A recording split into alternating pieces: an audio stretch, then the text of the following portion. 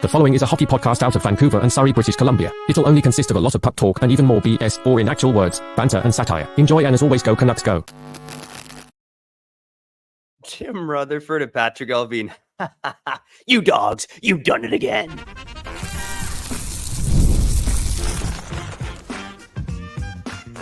You're Locked On Canucks, your daily podcast on the Vancouver Canucks. Part of the Locked On Podcast Network, your team every day.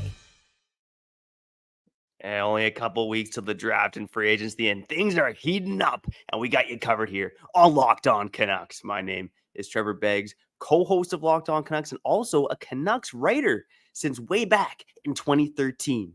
Before we dive into today's episode, we got to thank you. I'm talking to you, baby. Thank you for tuning into Locked On Canucks, because guess what? It is your Canucks every damn day.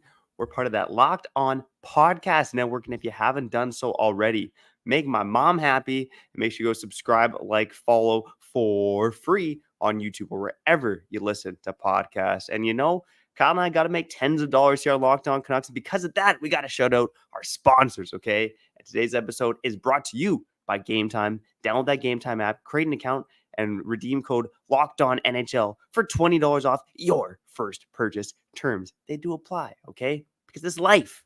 There are terms in life, okay?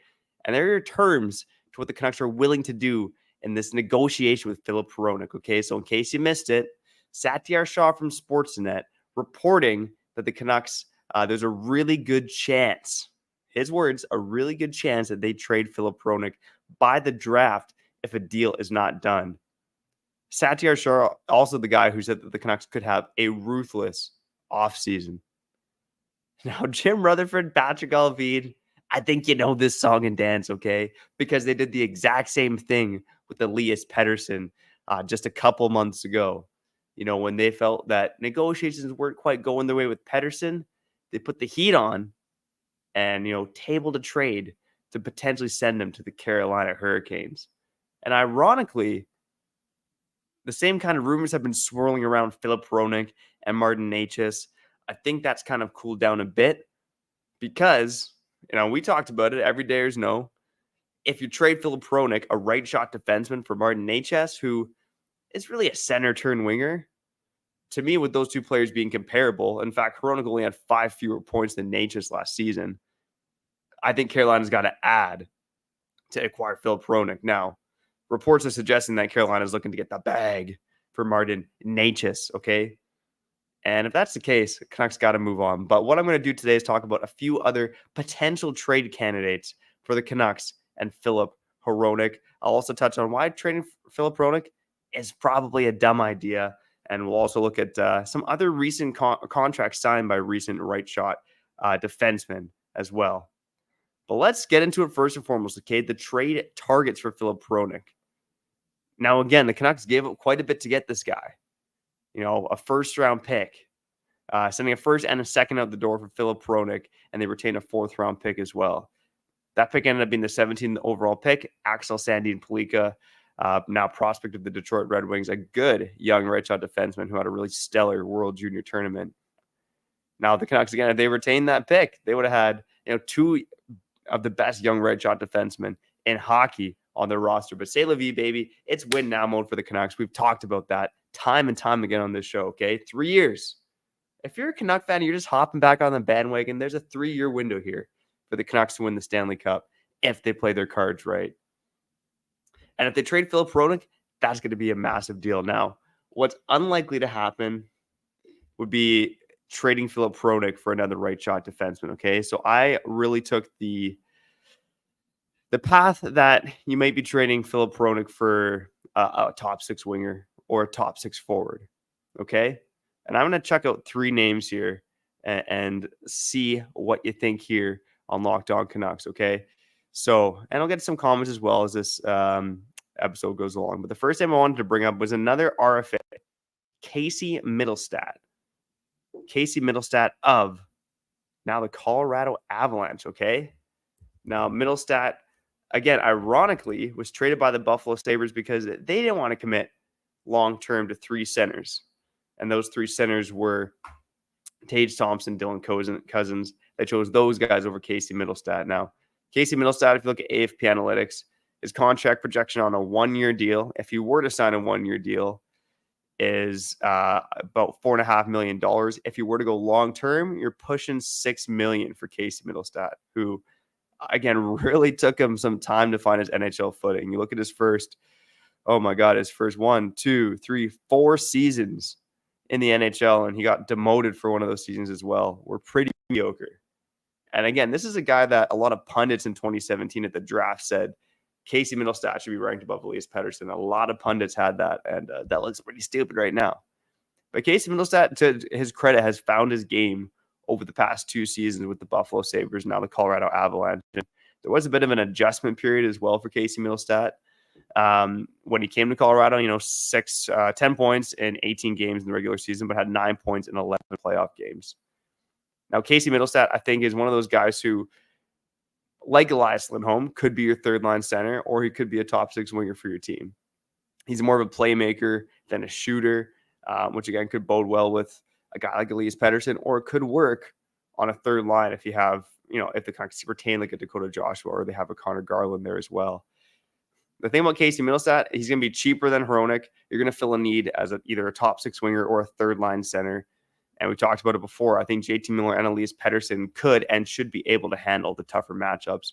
You'd free up Casey Middlestat for some soft matchups. And again, at a deal that, if you sign him in the $5 million range, it's not bad for your third line center or a top 6 winger, if that's the case, right? We're looking at, again, we talked about Chandler Stevenson as an option for the Canucks. Similar kind of money here for Casey Middlestat, but you get a guy who is in his mid-20s instead of, pushing 30. Again, Casey Middlestat is 25 years old at the moment. So Casey Middlestat is one guy I kind of thought of. Again, RFA for an RFA. Colorado, again, they're looking for another right shot defenseman. They've traded Bowen Byram now. They acquired Sean Walker at the deadline. He's likely not going to go back to Colorado as well. They're in the market for another right shot defenseman, and Filip Hronek could be that guy. Another name I'm going to chuck out there, not a household name because he plays in Arizona/Utah, but it's Matias Maccelli. Okay? Now, this guy, he might have one of the tag as one of the most underrated guys in the NHL right now. So I don't think a lot of people know much about Matias Maccelli, but he's had 2 full NHL seasons now. And the guy is, pushing a point a game. Last season had 17 goals and 57 points in 82 games for the Arizona Coyotes on a really reasonable deal, paying him $3.425 million a season. That goes through next season and the season after. He was one of the leading scorers on the Coyotes this season, despite only playing, a little over 60 minutes per game. So Matias Maccelli, again, he's a diminutive winger, but again, he could be a guy that fits seamlessly into a team's top 6 because he's an incredibly smart player. And again, in that cap hit, if you're fighting a top 6 winger for $3.4 million and you're the Vancouver Canucks, you've done your job. You've done your job. And another reason why I bring up a team like Utah as a team that could potentially acquire Filip Hronek is they have zero defensemen signed next season. 0. Unbelievable stuff. Now, I will bring up one comment here quick because Kurt Richardson in the comments here, he's talking about trading with Utah for another potential RFA, and that is Sean Durzi, okay? Now, Sean Durzi traded from LA to the Arizona Coyotes, now the Utah Fireflies, during the offseason last year and had a great season. Again, he was the power play quarterback for the Arizona Coyotes. Now, I'll say this. One of the reasons why I don't see a Sean Durzi trade happening is just based on the way that the Canucks have seemed to want to build their blue line. And that's, you have Quinn Hughes as your diminutive guy who's going to excel. Sean Durzi is also very similar to Quinn Hughes, almost a Quinn Hughes light. I kind of said that a couple seasons ago when I saw the Kings and the Edmonton Oilers battle in the playoffs. Sean Durzi's got wheels. He's got fight in his game. But do you want another guy who's, 5'9", 5'10" on your blue line if you're the Vancouver Canucks? Again, Rick Tocchet, since he came into Vancouver, talked about the Vegas defense and how they're so big and physical and can skate. And then this season, they have Nikita Zadorov, Carson Soucy, Tyler Myers, and Ian Cole. Okay? All on their blue line. I have a hard time seeing them go for target a guy like Sean Durzi in a trade. But for those curious about the Sean Durzi contract projections, AFP Analytics projecting something similar to what Casey Middleton get paid. They're saying 4.7 on a short-term 1-year deal and a shade over $6 million on a long-term deal. Again, Sean Durzi, 25 years old, mainly a right shot guy, but does play some left side as well.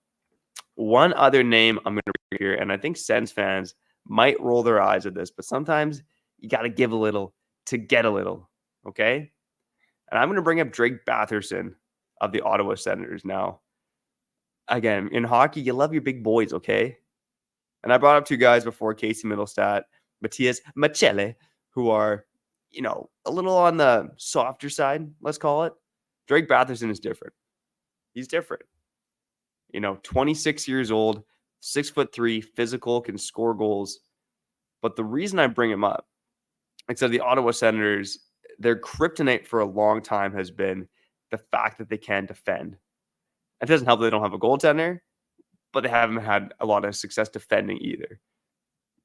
And I think for the most part, even when Filip Hronek's numbers dipped this season offensively, in my opinion, he was still a pretty good defensive player. And I think you saw that in the playoffs. The guy wins his board battles more often than not. He's pretty good at getting the puck up the ice. He's a good skater. And I look at the Ottawa Senators right now, and Jacob Chychrun seems to be on his way out. Thomas Chabot, good offensive defenseman, but he's making a lot of money for a guy who doesn't play defense very well. And then Jake Sanderson is just a freaking stud. But they don't really have a good right shot defenseman right now on their team. Could Filip Hronek be that guy? I think there's a chance of it. And Drake Batherson for the contract, he's getting paid a shade under $5 million. So I think that might be a deal where if you're the Canucks and you want to swing it, you want to add Batherson to your team, you'd probably have to add a bit with Filip Hronek to go get Drake Batherson. But I think Drake Batherson is a really enticing fit for the Canucks in the top 6 if they can make that work. Those are my trade targets for Filip Hronek. Let me know your trade targets for Filip Hronek. If you're thinking that he could be leaving the Vancouver Canucks, I'm going to completely switch gears on the other side and talk about why I believe it might be a dumb idea to trade Filip Hronek, okay? That's not what Canuck fans want to hear, I know, but sometimes you got to speak the truth. You got to speak the truth. And that's what I'm doing here on Locked On Canucks. More on that on the other side, but first, got to shout out our friends over at Gametime. You know the deal, baby. Your boy Begsy, I'm cheap. And that's why when I want to find tickets to anything, whether it's NHL, NBA, conscious comedy, I go to Gametime. And you know why? Because they got the lowest price guarantee, okay? I'm a sucker for the word guarantee, okay? And Gametime, they live it up, okay? And, if you do find, with that lowest price guarantee, if you do find tickets cheaper somewhere else, Gametime will credit you with 110% of the difference. And right now, Gametime, they're big on the NBA Finals. I know this ad, it's an NHL show. I'd rather be talking about the Stanley Cup Final because those Oilers, man. Those Oilers are not doing so well. But my pain as a Canucks fan, in this market that team can come back from 2-0 down the Stanley Cup Finals. So it's happened before. But anyways, Gametime, they want me to tell you that they make getting to the NBA Finals tickets even faster and easier, and that prices on the Gametime app, they actually go down the closer it gets to tip off. Whether it's NBA Finals, whether it's NHL, whether it's something else, you got to use Gametime because they got last-minute deals where you can save up to 60% off buying last minute for sports, concerts, comedy, theater, and more. They got flash deals, zone deals, seat views, all in pricing, and again, the lowest price guarantee. So make sure you download that Gametime app, create an account, and use code LOCKEDONNHL for $20 off your first purchase. Terms apply. Again, create an account, redeem code LOCKEDONNHL for $20 off your first purchase. Download Gametime today. Last minute tickets, lowest price guaranteed.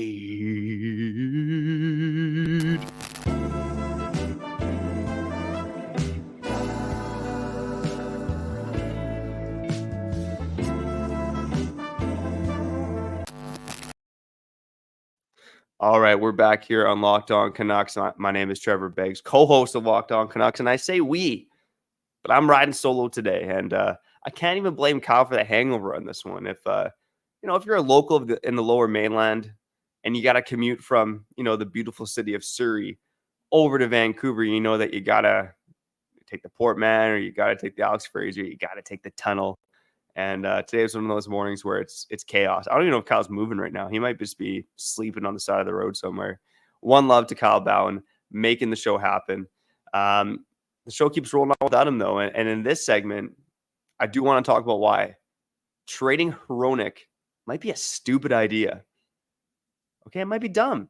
And to be completely honest with you, and I kind of teased it off the top, I think this noise right now about the Canucks trading Hronek and there being a really good chance of trading him is posturing by one of the best of all time in Jim Rutherford and his protege, Patrick Allvin.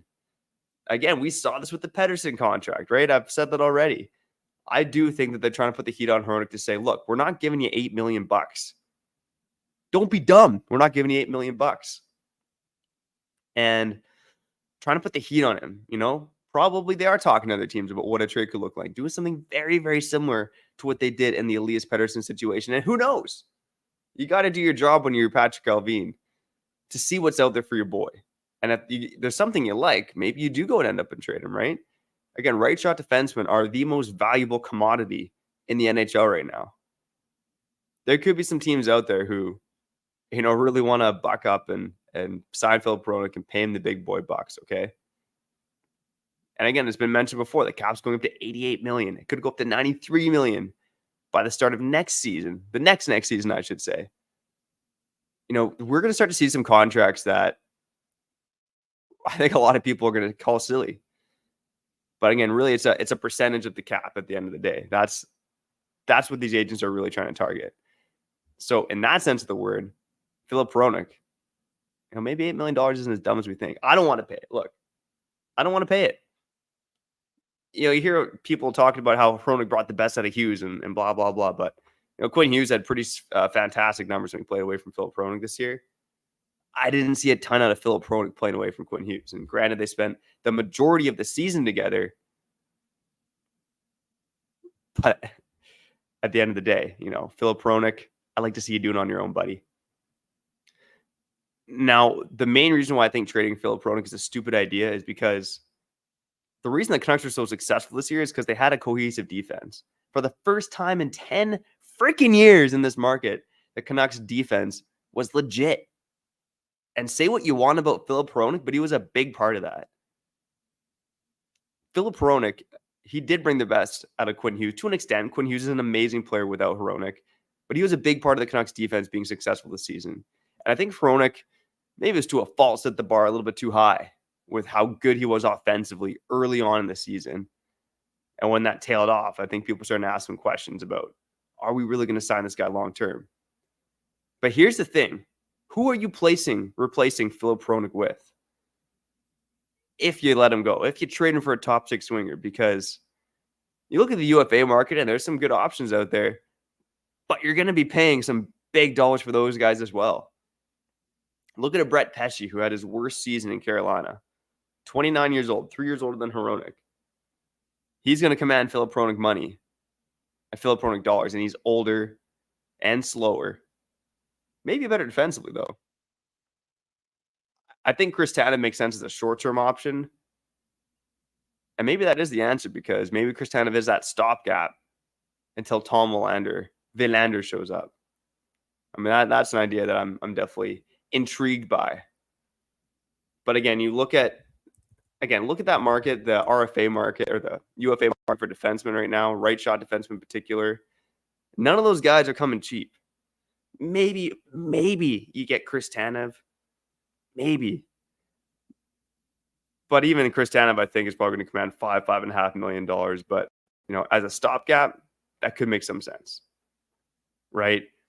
Some of the other names out there as well. You got Dylan DeMello coming off for your season. Brandon Montour, who could get squeezed out of Florida if they prioritize Sam Reinhart. And Brandon Montour, he's going to get, his contract projection on AFP is 7.7. I think I'd probably rather pay Brandon Montour, although he is 4 years older than Filip Hronek. And you look at this free agent market, and Brandon Montour and Filip Hronek tied for first in ice time among right shot defensemen who are becoming free agents. You got Matt Roy with the LA Kings. He's going to command 5.5. He could make some sense as someone who's cheaper than Hronek. But again, someone who's 3 years older, less proven, less offensive capability. But you could argue that, Matt Waugh, and Brett Pesce are the same age. Matt Roy had the better season this year. Maybe Matt Roy is the better cost-effective option compared to someone like Brett Pesce. Matt Dumba is out there too, but his game has really tailed off. Sean Walker, who had a fantastic season in Philly, tailed off a bit in Colorado, is also an option. Alexander Carrier, again, I mentioned it with Sean Durzi. I don't know if the Canucks want another small defenseman on this team. I think they like having a bunch of big bodies back there. And then it kind of starts to drop off a bit, right?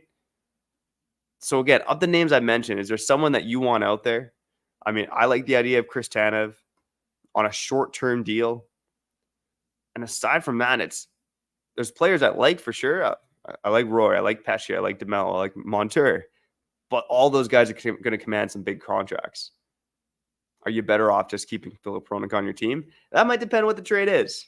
All right. I mean, hey, if they can actually land Drake Batherson for Filip Hronek, again, I think you're going to have to attach to Sweden to make that happen. Then maybe it makes some sense to go and target one of these right shot defensemen in free agency. Let's get to some contracts on the other side.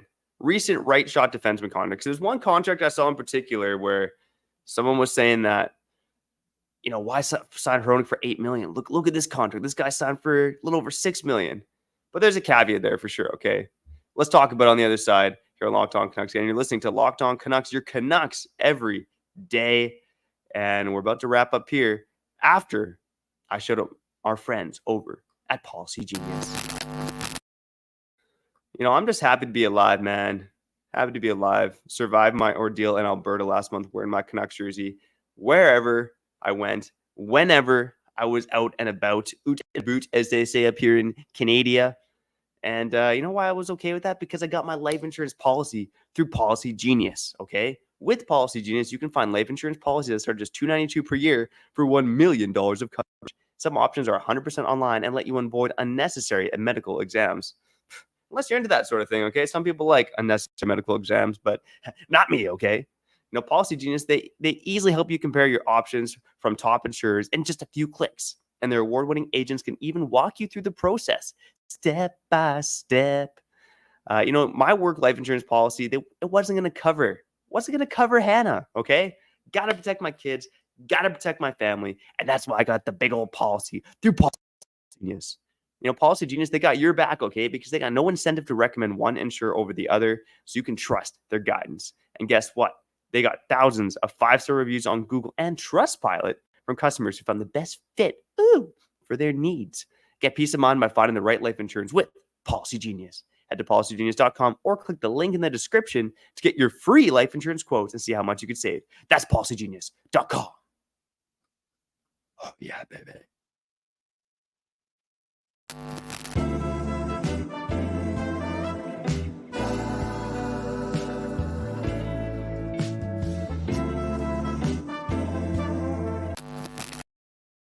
You're back here on Locked On Canucks, your Canucks every day. My name is Trevor Beggs, again, the co-host of Locked On Canucks. Really, I'm the backup goalie, man. Kyle Bowen, he's the dude.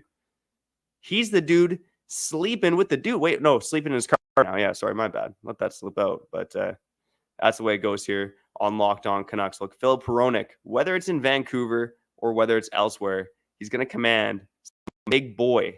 Some big boy dollars, okay? That's just the way it goes. Again, especially with the cap going up, I think we're going to start to see some numbers that are a little silly, okay? A little silly.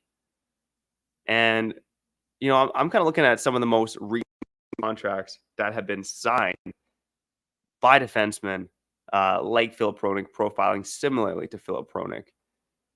But these contracts were signed when the cap was a few million less than it is right now.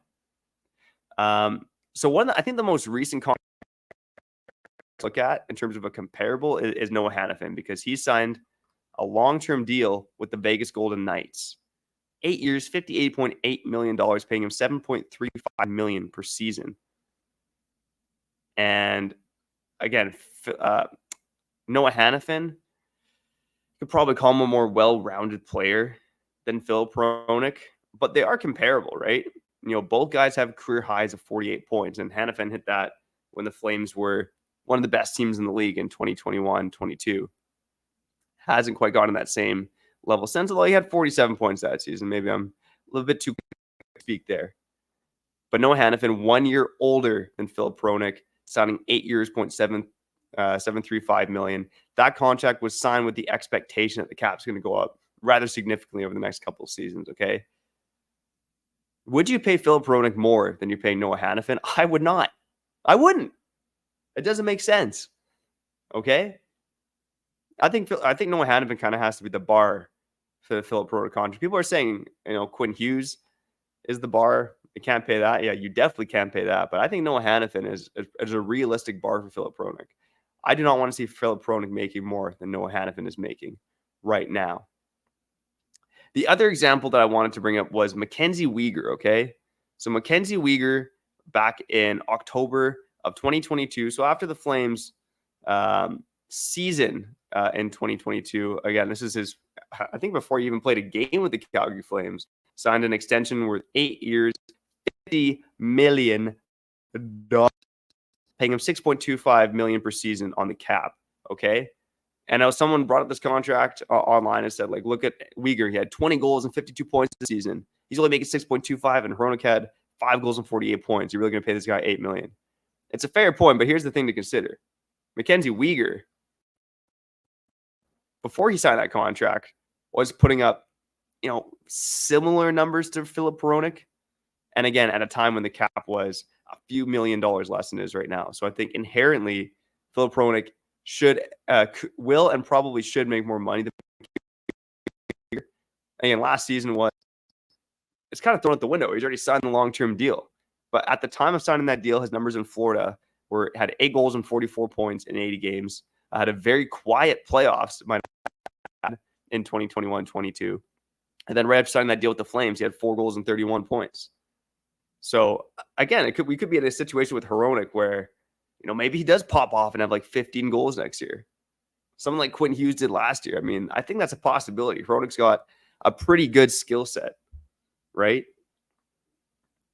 So all I'm saying is be careful what you wish for with trading Filip Hronek. If the trade is right, get her done. But the options for replacing him are also going to be quite expensive. All right. Let's get to some more of the comments before I get out of here. Kyle's asking, explain to him why Colorado gave up Byron to Casey and then giving up Casey for Hronek. Look, because Casey Middlestad is an RFA. And it all comes down to contract negotiations. Maybe Casey Middlestad, if they don't want to pay him long-term, maybe they flip him for Hronek. Maybe they go, both those guys walk. Maybe there's assets traded elsewhere. But I think that Casey Middlestad is in a situation where he could be Colorado's second line center. And I think that, Colorado, I'm just curious if they're banking on him being the long-term option at second line center, because again, he had a quiet regular season as he was adjusting, better in the playoffs. But, when they won the cup, they had Nazem Kadri in that spot. I just wonder if the Colorado Avalanche think that they can win another cup with Nathan MacKinnon and Casey Middlestad as the 1-2 punch down the middle. And they need to beef up their blue line as well. And Bowen Byram, I think with his draft pedigree and his skill set is tantalizing, but, due to injuries or due to role, he'd slipped off a bit, right? He'd slipped off a bit with the Colorado Avalanche. Hell of a shot. I believe this guy's another Trevor. He's saying trade Hronek and try to sign Pesce. Look, Brett Pesce, he's a player I like. When you watch him in Carolina, he reminds me a lot of Dan Hatton. He was just a quiet guy who you don't want to notice him out there. But I'm a little worried about the underlying profile, and it's slipping this year. You look at Pesce versus Matt Waugh with the LA Kings, and Matt Waugh was the better player this year, and he's going to cost less than free agency. It's just something to consider if you're going to really go all in and pay Pesce the big boy bucks, because Matt Waugh was a guy we saw in LA who, maybe you could say has a systems defenseman to an extent, but had a really good season in LA. And again, kind of playing in Drew Doughty's shadow a bit there.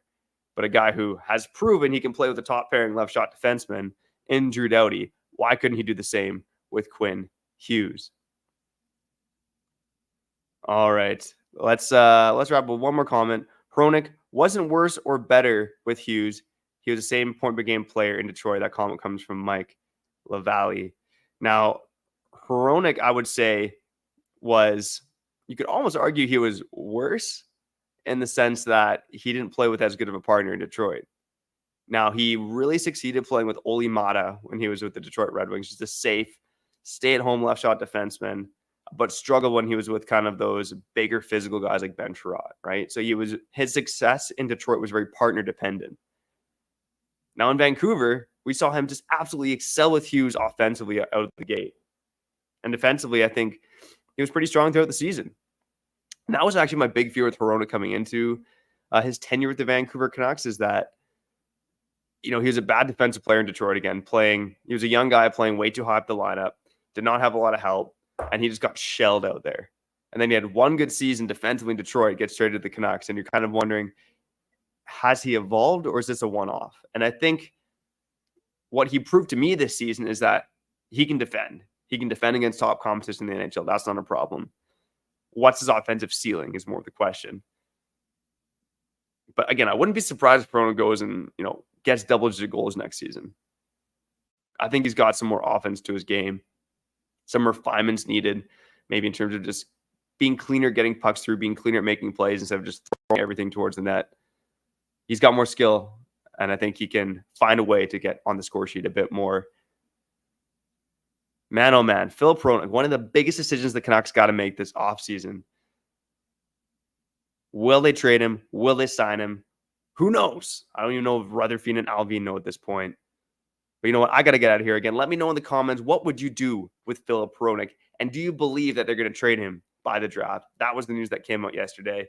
I'll let you guys discuss it on YouTube, on Twitter, wherever you want to connect with us. Again, shout out to the everydayers, the occasional listeners, the first-time listeners, the new subscribers, and those of you who joined us on the live show on YouTube. We love each and every one of you, your family, and your dogs too, okay?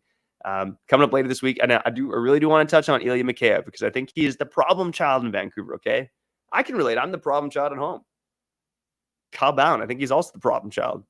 Ilya Mikheyev, what do the Canucks do with him? What are their best options? What are their worst options? We'll break it all down on another episode of Locked On Canucks. We'll also, again, have you covered on any news that breaks, because it's silly season and we got to talk and comment on it, okay? But speaking of talking and commenting, I'm done for now, okay? I'm out of here. Let's get out of here. Okay, again, you've been listening to Locked On Canucks, your Canucks every day. I'm Trevor Beggs, signing out, bitches.